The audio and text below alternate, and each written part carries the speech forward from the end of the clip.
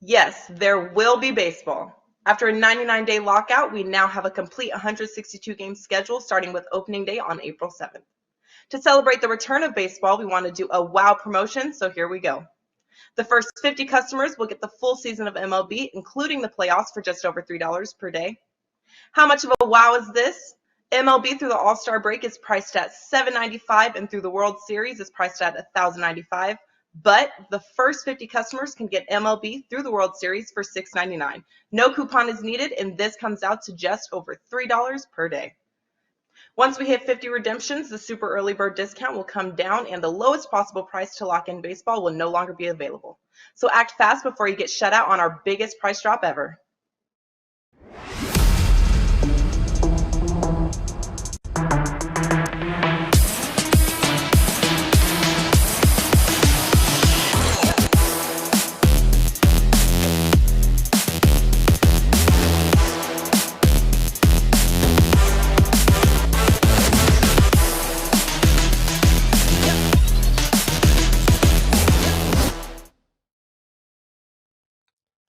Welcome on in, everybody, and happy Monday. It's the NBA Tip-Off Show, and I know you're thinking, who the hell is this guy?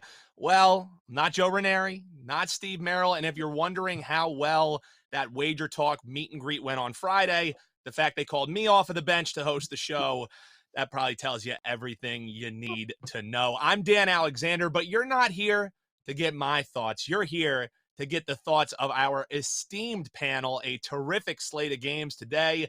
And joining me, we have Andy Lang, we got Tony Finn, and we got Rob Vino. Excited to be on with these guys. I'm usually on the other side of the camera, so happy to hop on here with you guys. It is, of course, $9 Monday, so we'll start with a guy who, saying he's hot, just about scratches the surface. Andy Lang is rolling right now on an 8-0 prop run. Andy, how are we doing, man? Oh, man, couldn't be feeling better about NBA. Like you mentioned, 8-0 streak in the NBA. And our last play was Friday. We actually sat out Saturday and Sunday. We had other sports going. We have a 5% that is up at WagerTalk.com. We actually saw this. We saw this play brewing on Saturday morning. We thought, let's just wait and pounce on this one. So things are going good. Golf went great over the weekend, so we're feeling really good. We're in the positives for sure, and really cool to get this streak up to double digits and see where we can go from there. So 5% up at WagerTalk.com. Like you said, a lot of good games. Injuries are tough right now with lineups today. A lot of interesting games, but that's what we're here for. So looking forward to tonight's games. And we'll be looking forward to hopefully giving you the latest on some of these injury updates. Sometimes when we're on air here, we'll even be breaking news. We'll try and get you the absolute latest as we run down the slate. I know one guy who's happy that I'm here is Tony Finn, because that means at least it's a little respite from Joe Raineri taking him down, as we all look forward to and love it. Tony Finn, how you doing, man? And what do you guys got, or what do you got going for $9 Monday? It's a good day. Monday morning, I woke up, so the world's on its axis, and the globe, whatever you want to call it, and it's a good day. What we got tonight? We got 3 games already posted. 3 games, 1 prop in the association tonight. Excited, I believe, a 9-3 association run heading into the night. So let's see if we can keep it going and make it 12-3. Tony Finn already got plays locked and loaded, and we'll be getting into some here live on the show. Of course, that's My Dawg, our best bets coming up, but also joining us on our esteemed panel of guests, we got Rob Vino, and he, like me, is in the Philadelphia area, so I think those Sixers fans, Rob, have finally started wailing from last night's loss, blowing another lead, the Sixers. How are you doing today, Rob? And what do you got rocking? Our $2 handicapper for $2 Tuesday for Wager Talk tomorrow. I know you're pretty excited about that, Rob. Yeah, they chose to throw me in that pressure cooker for tomorrow, so I'll see if I can produce for everybody. NBA's been good, though, guys, like Andy. 18-4, last 22 in the NBA, so it's been a heck of a run. Tonight, loaded up there for $9 Monday with a 4% best bet, plus 3 additional plays in NBA action. So that's all set. 1 college hoop play, but there's likely to be a couple of more. So, again, hot time of season. Lots to look forward to here. And interesting, let me just talk to the top of the board here, Andy Lang, for a minute with Matt Ryan coming to Indianapolis today. Where's the Colts banners, buddy? That's a pretty good addition. Yeah, like we were talking, we like to get their quarterbacks in their prime for 1 year and then jet them out of here. So we get the Jacoby Brissett year. We get Phillip Rivers in his prime at the end of his career. We got a great year out of Carson Wentz, so we want to cut bait with him. The Colts gear, I do not have. I haven't had for a while. And Matt Ryan's going to have to show it to me. But I like the addition. I think this is going to be one of the better offensive lines he's played behind in a long time. So I think he'll flourish here. We said that about Carson Wentz, but we'll see what happens again. That's Westchester, PA's own, Dan. You're right. You're right. Matt So fingers crossed. Another PA boy, Matt Ryan, hopefully boosting you up and doing a little bit better than the last we did. Well, how about that, guys? Rob Vino logging in just as the show's starting, and he turns it into an NFL talk show. So I think we got a full slate of NBA.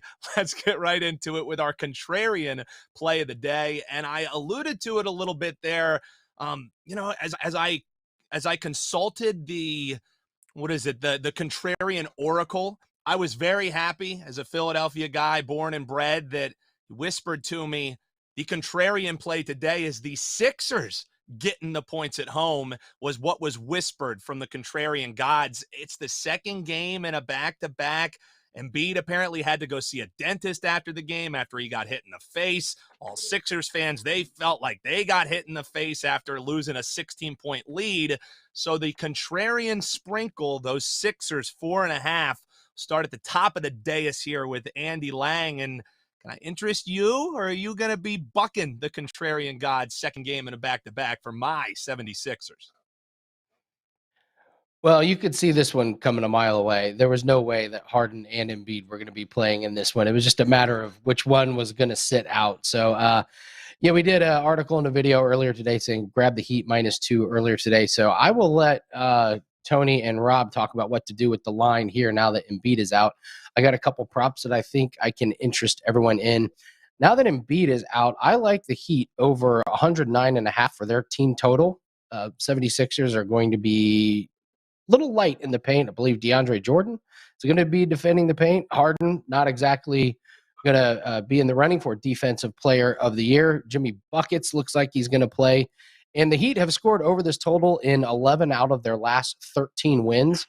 I expect them to win tonight, so I think they're going to put up a lot of points. I don't see much defense around Bam or Jimmy Butler, and I think Kyle Lowry can do some damage against the perimeter. So I like the Heat over 109.5.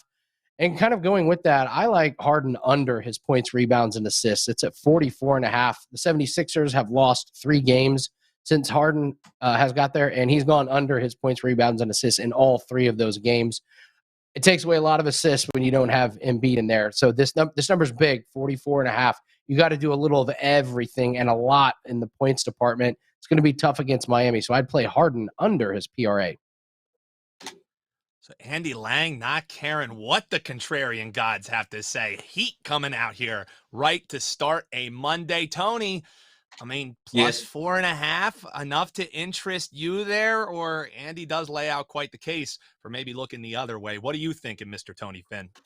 No, I'm going to agree with Mr. Lang here. I mean, even before, when Embiid's been questionable for the last 3 or 4 contests that long before game time, at least they've listed him as being a question mark. The fact that I don't believe it was a tooth all 4 times, as Andy says, now it's a tooth thing. Is that what it is? Well, who knows, to be honest with you. Philadelphia announced that they were going to be using a load management on Harden. The first game that he played, or the first back-to-back, or the second leg of a back-to-back he played, he set out. That was, I think, was at Miami, I believe. I might be mistaken, but I think it was a Miami game. This game right here, without Embiid, the metrics, even after the trade, post-trade, post-All-Star game, the metrics without Embiid on the floor, even with Harden, are not terrific for Philly. They've been inconsistent at best. And defensively, as Mr. Lang suggested as well, this is a team that I thought you could always hang your hat on defensively. Last year, maybe some of those being with Simmons, yes, but mostly with Embiid and the way this team was playing around Doc. But it just hasn't been the case since Harden has been in there. If you look at the metrics, it shows you, albeit small, albeit short, albeit not enough metrics that you're going to bet a mortgage on. But right now, defensively, the Sixers team's not very good with or without Embiid. And without Embiid, offensively, and they're suspects. So Miami's, I thought, listen, I think the opening line was right. I think they knew that there was going to be some question marks on somebody not playing tonight for the Philly. They opened Miami at -1, which should surprise some people, but now -4. I think -6. It may reach -6, 5 or 6 by game time once they announce Embiid. Everybody in the planet knows he's out, and I won't be on the contrarian side. I apologize to all you contrarian God followers. And well, yeah, I don't know if maybe that's why they asked me to hop on here and pinch hit hosting so that everybody could just bury the Sixers right to my face. I think you guys are making a lot of great points. Rob, I don't know. You get the last crack at this one. Is there a case to be made other than the contrarian oracle saying Sixers tonight? What are you thinking, Rob? Yeah, it's tough to bail you out of this one, Dan. As much as I'd love to help out here, I gotta go the other way. And I'm so glad that you referred to them as your Sixers, because I come on these shows and I get lumped into them just because I'm in the area the last 19 years. But don't lump me in with the Phillies or the 76ers or the Birds. I don't want to be one of those. I'm going to say this. The schedule situation is tough on Philadelphia here, right? 3rd and 4 nights, 4th and 6, 5th and 8, 6th and 9, however you want to slice it up. It's a lot of games in a few days, while Miami has sat back on 2 full days worth of rest, and they have an excellent ATS record on 2 full days worth of rest. The kicker for the Sixers is that 5 games in 8 days, and all 5 have been against playoff teams. So it's not like these have been walks in the park. These have been difficult games for the 76ers. Embiid, obviously, as the 2 guys before me have said, you've dealt with these back issues and excessive minutes up until here today, where he finally has to sit. The game is quite similar to the one that they played on March the 5th. That game was in Miami. Prior to that contest, Miami had been resting a lot of their guys, or a lot of their guys had been banged up for that game in particular. They brought them all back. Jimmy Butler came back. Everybody came back and played. Tyler Hero. And for Philly on that night, it was the second of back-to-backs, and they decided to rest James Harden that night. Embiid, second of back-to-backs there, was not particularly good. 4 of 15 from the floor, 0 of 6 from 3. I think 14 of his 22 came from the free throw line, which is where Harden and Embiid have really lived lately. If they're not making free throws, I won't say that about Joel, because he's going to get 30 no matter what, but a ton of it becomes free throws. But for James Harden, let me run some numbers by you, because he's going to have to be the star of the show tonight if there is one for the Sixers. 12 of 50 from three-point land. His last 50 tries, 24%. That covers 7 games. And 35 of 100 from the field. 35% from the field, his last 100 shots. Again, if he wasn't getting to the free throw line double-digit times each night, James Harden's numbers would be even worse as far as point production is concerned. Miami, just like I said before, for the prior game, they're bringing everybody back here tonight. I think the combination of Joel being out, Jimmy Butler being in, is what's driven this line to the point where it is. But I can't see taking the points, guys. I mean, boy, oh boy, Dan, you live here. Without Joel, there's no playoff race for the Sixers. And with that short bench that Doc doesn't trust, I just don't think they match up here. So give me anti-contrarian tonight. I'll play the Miami Heat. So Joe Raineri is away, and everybody fades the contrarian play of the day. 76ers plus 4.5. Not even the Philly boy being on the show was enough to get these guys going on that one. Rob, also pretty smart, staying away from those Philadelphia teams. That's probably why I have more gray hairs than Rob Vino, because I was not smart enough to stay away from that Philly fandom. So I'll try and wash the bad taste out of my mouth because we still have plenty else to cover, guys. I won't make Rob cut your mics here. Our producer doing a great job behind the scenes. We're going to move on to our featured game of the evening, and it figures to be another good one and another kind of similar spot as it's the Jazz taking on the Nets, and the Jazz is a short or as a underdog as it sits now. Line's kind of bounced around a couple different ways in this one, but short favorite, or getting a point, depending on where you're shopping for the Jazz after they're coming off a win against the Knicks.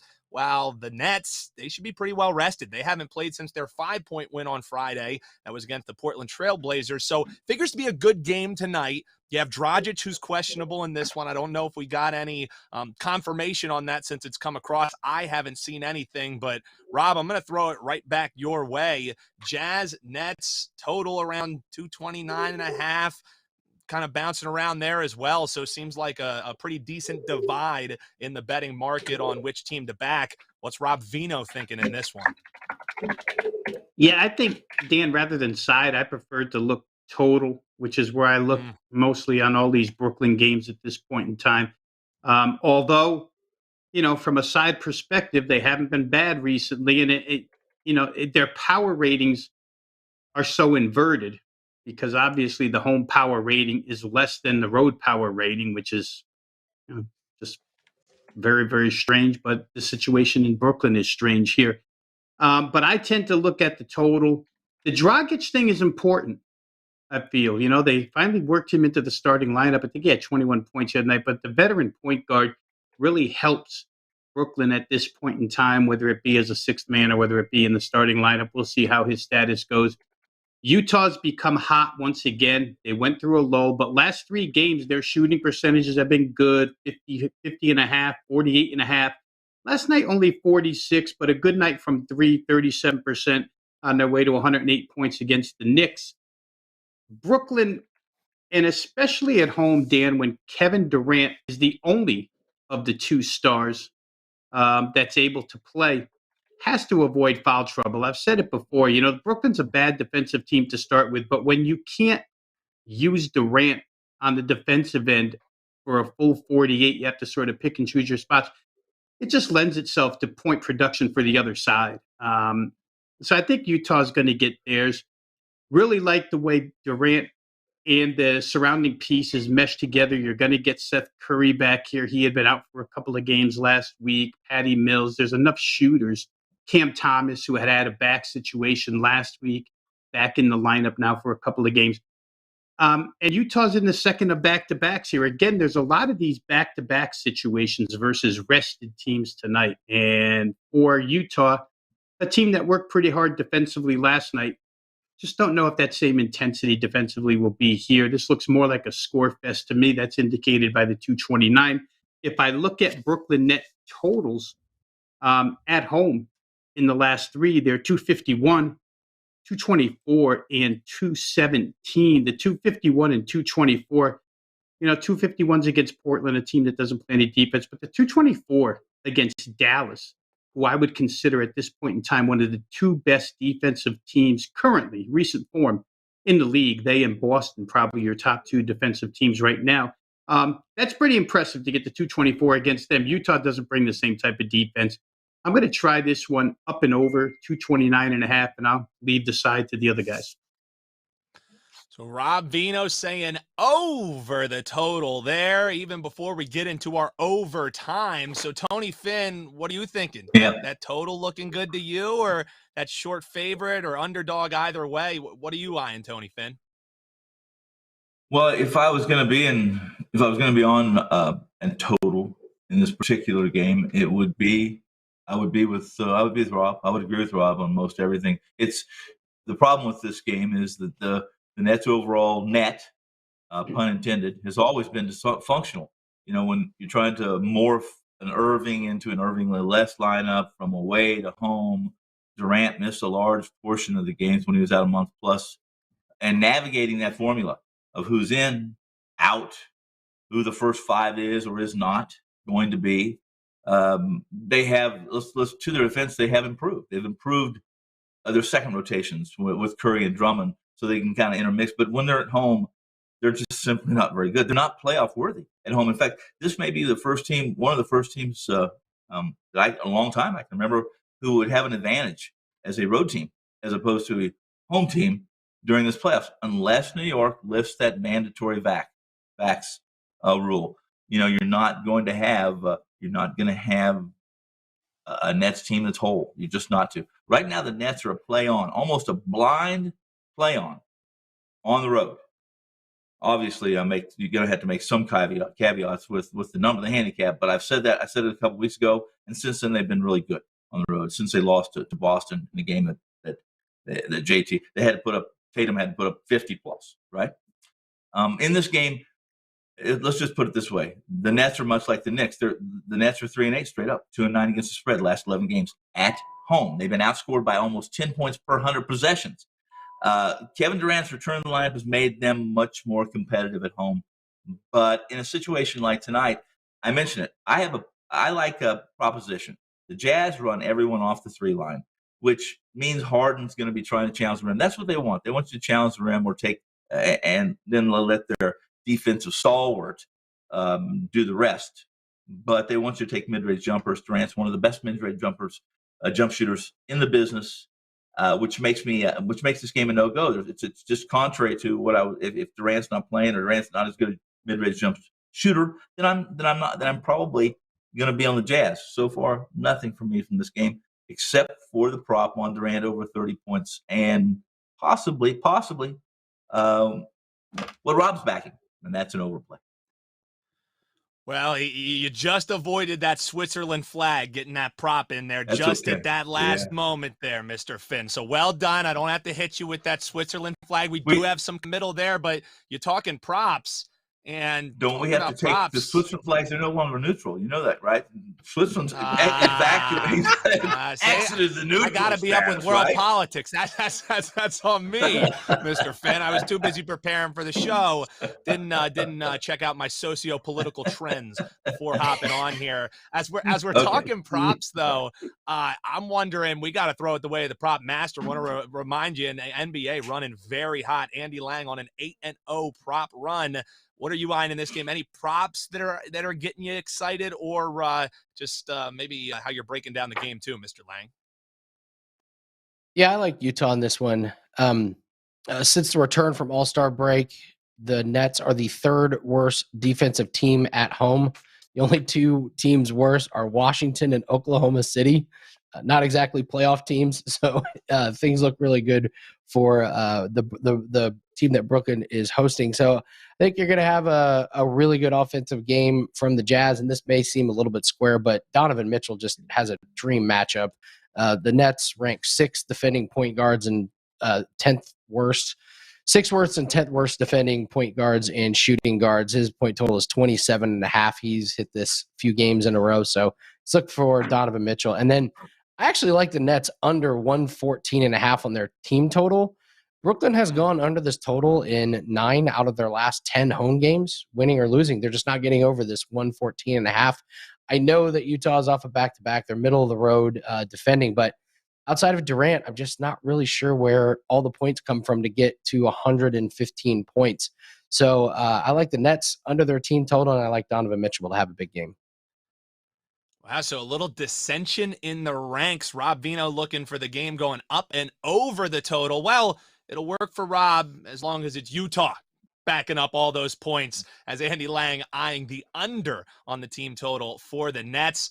Well, speaking of unders, speaking of overs, how about a little overtime, gentlemen?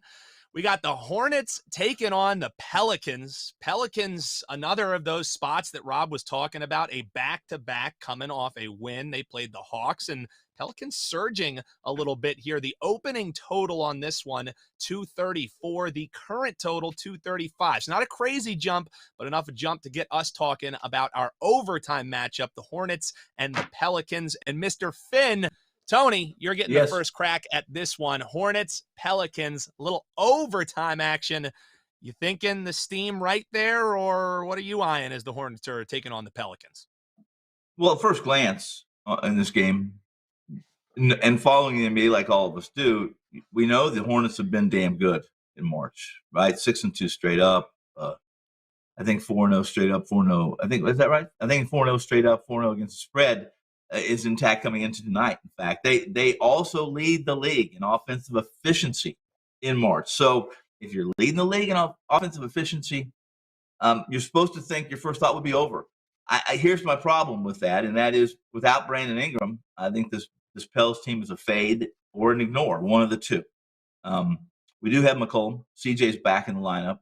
But also, one of the other guys that really gives CJ his breathers, his breaks, the backcourt for this Pelicans team is kind of beat up. There's some question mark around Devontae Graham as well.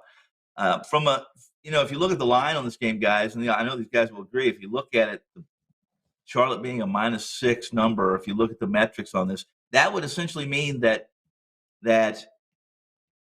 in truth, if the game was in New Orleans, that Charlotte would be a favorite on the road. But anytime Ingram is not in the lineup, guys, I think they're a fade. I'm going to kind of I will buck two things tonight. I'm going to kind of buck the metrics and power rankings on this and believe that Charlotte not only is worthy of a -6 number, but I believe it does go over the total. And I don't think they need a whole lot of help from the Pelicans over the total and back the Hornets as well. And that's my best bet, and I'll talk a little more about it during that segment. Oh, a little tease there from Tony Finn, letting the cat out of the bag there a little bit, bucking everything except that steam, pushing this total a bit higher. Andy Lang, does over in a game potentially mean over for props? Or as you look at this number, how's it settling up for you, Hornets Pelicans?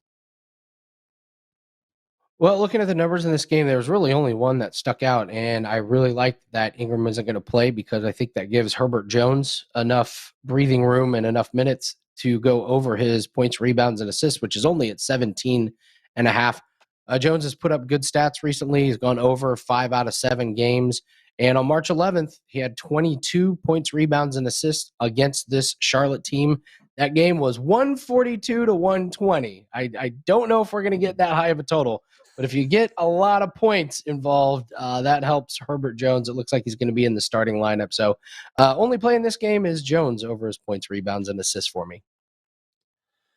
All right, Rob Vino, you're going to get the last word on this one, our overtime segment, before we talk a little barking dogs, some best bets coming up. It's the Hornets, it's the Pelicans, total 235.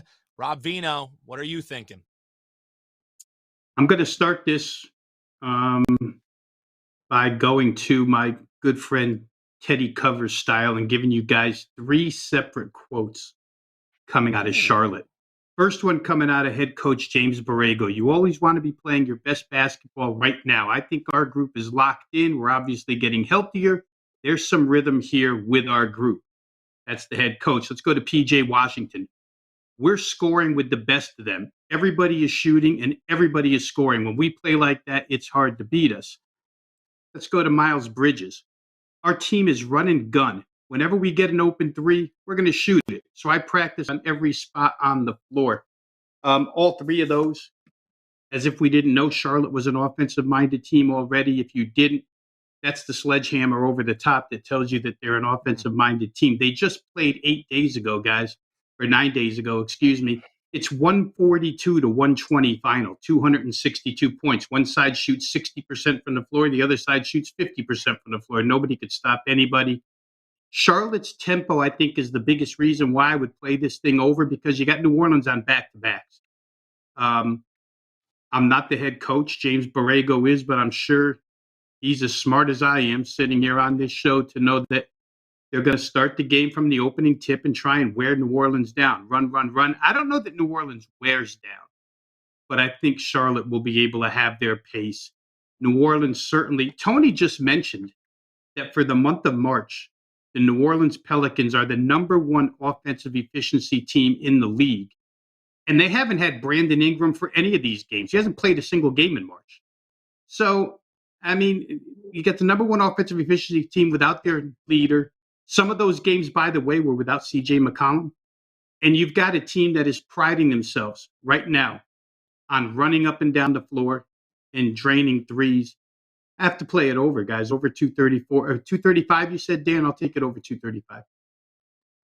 So up and over the total here. That wraps up our overtime segment. Rob Vino saying back the over. And it's time to move on, boys, to everybody's favorite segment, unless you're a favorite or I guess you're a cat. It's time for That's My Dawg. That's my dog. That's my dog. That's my dog. That's my dog. And anybody got to say anything, you let me know.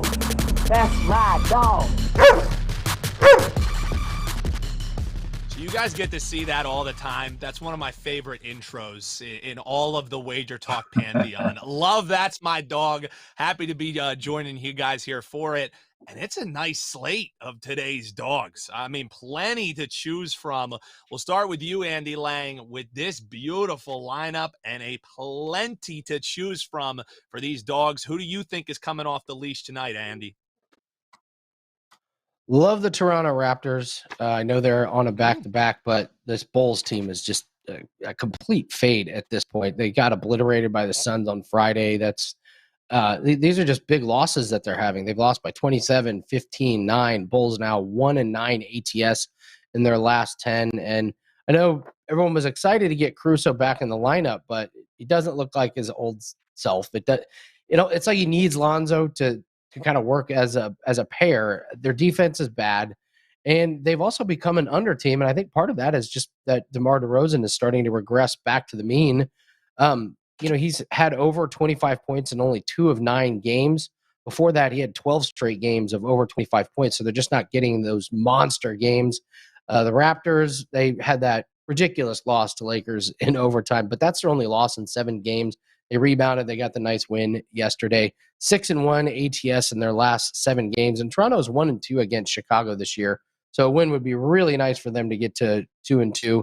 And I think they have their eyes set on the seed above them. I think they can catch Cleveland in the East. Looks like Van Vliet is in tonight. Trent is out. I just see some really good matchups across the board. And this Chicago team is not a team I want to bet any money on. So give me Toronto and the points. Boom. There we go. Toronto Raptors, says Andy, getting the points there. And that's concise, actionable info. No knock, Mr. Tony Finn. But what are you thinking as you talk? That's your dog on this nice slate of dogs. I had to. Joe Raineri said I had to at least get 1 or 2 rips on Mr. Tony Finn there. So, Tony, what are you thinking? Fine. Who's barking for you tonight, man? The dog, well, the wolf that is barking tonight comes from Minnesota. Minnesota's a small short dog. Actually, they enter the Lone Star State to square off against the Mavericks, who, as Andy so eloquently put it, he didn't mention the Dallas, but he mentioned DeRozan is kind of regressing to the mean. I think this Dallas team is regressing to the mean a little bit defensively. I think they've been they haven't been challenged. First off, this team, nobody handles less possessions per game than Dallas, which I think cheated them a little bit out of being who they really are defensively. And you saw it recently. I mean, the Mavericks were 1-2 straight up 0-3 against the spread in their last 3 games. Because of why? Because a defense has allowed almost 126 points per 100 possessions. Even the King, the Warriors, in recent contests, who have been pretty much blamed for the losses, blamed the defense for the losses, have had high efficiency marks since that February 17th, when they were 19th in defensive efficiency. Listen, Dallas is on the line tonight. They opened as a favorite, then all of a sudden it's morphed. Much of it has to do with Karl Anthony Towns. I like Minnesota tonight without Towns as a dog in Dallas. I mean, this is a team that's been great, 18-5 against the spread. 23 games. The Timberwolves rank 4th in a net rating of plus 9.4. That's over the last 23 games. Offensive efficiency, 121. Defensive efficiency, 111.5. Give me the Mavericks with or without Towns. And if you agree with me, you want to jump in now, because if they announce Towns is playing, that number is going to probably go to about a pick. Give me Minnesota plus the points. So Tony Finn saying, get it now, get it while it's hot. Timberwolves is Tony Finn's dog. Rob, you get the last word on who your dog is on a 9-game slate this evening. Yeah, I'm going to avoid the buzzer today totally and take the Houston Rockets plus the points. Ooh. Robert won't buzz me anymore because of that. There you go. It's situational play, guys. We're not going to sit here and build a case for how great the Houston Rockets are, but we will build the case against Washington, which could be without Kyle Kuzma tonight. I don't know that it makes a difference whether they have him or don't have him.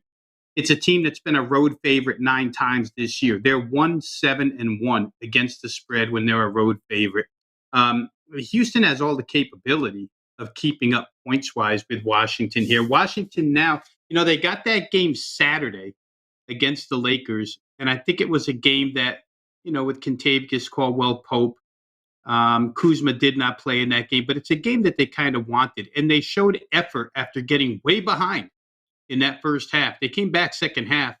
I'm speaking as a guy who laid 2.5 and 20 minutes before game time found out Kuzma wasn't playing and wondered how quick I should rip up my ticket, but I saved it and it cashed. Here we got to go right on the road. You're 16.5 games out in the East now, but more importantly, you're 4.5 out of that play-in game with only 10 left. I think the writing's on the wall for the Wizards here. They're not going to make it into the playoffs. I don't know that they'll try especially hard. I do know that Houston comes off a very, very poor point production night last night, or shooting night last night. I don't really worry about the Rockets in back-to-back situations because they have a multitude of young legs on that team. So I don't think that's a problem here. I think they'll shoot better tonight. I don't like Washington as a favorite, obviously, as the 1-7-1 against the spread indicates. So give me Houston plus 5 points at home. It's a team that either they play you right to the final buzzer or they get beat by 20 points. So let's hope that this is one where they play to the buzzer. So Rob Vino playing to the crowd with Robert Harris producing for us behind the scenes, loving his Rockets being named into That's My Dog segment. Another favorite segment for everyone is when we give you the actionable info for the evening. It's best bet time here on the NBA Tip-Off Show.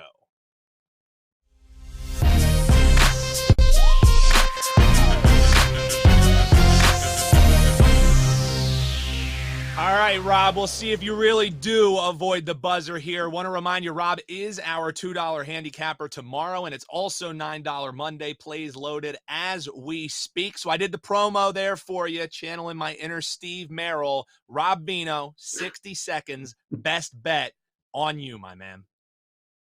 And we know nobody promos like Steve Merrill. He absolutely best at that. Nobody. Let me go this direction. I mean, there's a spot here, guys, that just it continues to be somewhat undervalued. I'm going to play Boston, Oklahoma City over 216 points. Obviously, Sean Gilgeous-Alexander out last night. Oklahoma City doesn't show up offensively. They still wound up getting a cover. Orlando didn't score either. But when I play Oklahoma City overs the past 3 weeks, it's an immediate fade of this OKC defense, which is allowing 129.5 points per game over the course of their last 11.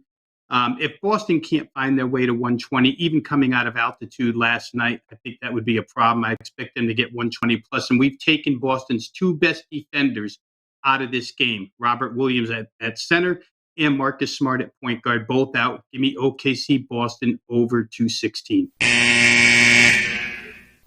I was going to make sure he hit the buzzer no matter what after you guys all faded the contrarian play of my 76ers. So even if you got it in a minute, Rob, there was no way you were avoiding the buzzer for good. So he's back in there. So we'll roll on to Tony Finn. Another 60 seconds on the clock. And Tony Finn, what's your best bet in NBA tonight? As I mentioned earlier, it's on Charlotte, on the Hornets, and this won't be that long because Rob stole some of my best bet thunder with those quotes. I was going to mention one of those quotes and how Charlotte is offensive even when they're known to be offensive. The Hornets are scoring over 124 points per 100 possessions, one of the top offensive efficiency teams in the league. Without Brandon Ingram, as I mentioned, the Pels are a fade or an ignore for me. There's a potential absence, again, of Devontae Graham being on the floor too. The Hornets are a top 10 association squad at scoring points in the paint. Now, that said, the Fish Eaters are a solid squad at protecting the rim, especially with their new kind of tandem there in the paint. However, without Ingram, they're still not as good a defensive team. They don't do as good a job in transition defense. And Charlotte's going to give up some points on the offensive boards because the Pels do a good job protecting. But give me Charlotte minus the number and over the total tonight. Both of them as best bets. A little two-pack for you from Tony Finn and gets it in under the buzzer. Andy Lang, I know some people always say, save the best for last. It's hard to pick the best on this great panel that we had today, but you do have one of the best runs running right now, an 8-0 prop run in the association. He's got a 5% play loaded right this very second for $9 Monday. He's also got a best bet loaded in the old noggin, and you're going to get it right now. 60 seconds on the clock for you, Andy. Your best bet. Well, I've already cashed one of the bets even before the show is over. James Harden will not get over his points, rebounds, and assists because he's not going to play tonight now. So there goes that number. There goes that number is gone. That is all the way to minus 7.5. So get it while it's hot. Going on a great streak, 8-0 in the NBA on player props, and our play tonight is a player prop. It's a great spot. Noticed it a couple days ago, and we're saving it. And I like Boston Celtic as well. I agree completely with what we were talking about with the Celtics. I like Al Horford over 9.5 points. It's a really low total. Rob talked about Robert Williams is out, so is Marcus Smart. That's a lot of stats that are just missing. And the Thunder might be the worst team right now in the league defending centers. Last night, Wendell Carter went for 30 points, 16 rebounds, and 2 assists. That was a game the Magic only scored 90 points, and Wendell Carter had 30 of them. Bam had 19. Even Jakob Poeltl had 15 against him. It's just an awful, awful defensive team inside, and Al Horford will be teaming up with Daniel Tice. I don't see a huge game from Tice, so look for Horford to be real sneaky and get to 10 points tonight. It's today's best bet. They didn't like the contrarian play at 4.5. We don't have enough time for me to maybe try and talk him into it at 7.5. It sounded like it's not going to be too good for the Sixers. Let's do a little recap here, guys. Start with Andy Lang. He is looking at the Raptors for his dog, and he's going over some Al Horford, 9.5 points. Tony Finn eyeing the T-Wolves as his dog, and he's got the Hornets laying the points, and he likes the over in that game as well. For Rob Vino, he's eyeing the Rockets and also looking for some Celtics Thunder over as well. So some fun there, and the contrarian play of the day. Again, everybody's fading the contrarian gods, and with no Harden, I might have to join the dais here. The Sixers getting the 4.5 that's now moved to 7.5 was your contrarian play of the day.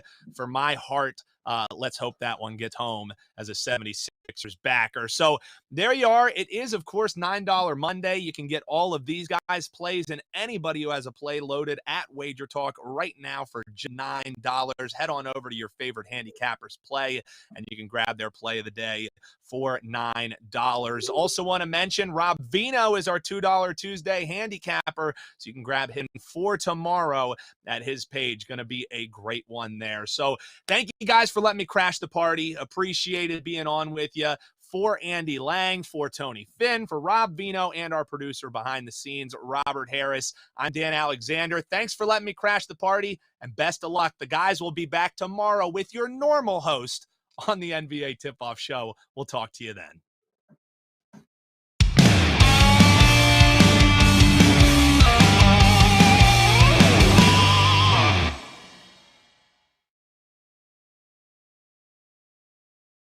Yes, there will be baseball. After a 99-day lockout, we now have a complete 162-game schedule starting with opening day on April 7th. To celebrate the return of baseball, we want to do a wow promotion, so here we go. The first 50 customers will get the full season of MLB, including the playoffs, for just over $3 per day. How much of a wow is this? MLB through the All-Star break is priced at $7.95, and through the World Series is priced at $1,095. But the first 50 customers can get MLB through the World Series for $6.99. No coupon is needed, and this comes out to just over $3 per day. Once we hit 50 redemptions, the super early bird discount will come down and the lowest possible price to lock in baseball will no longer be available. So act fast before you get shut out on our biggest price drop ever.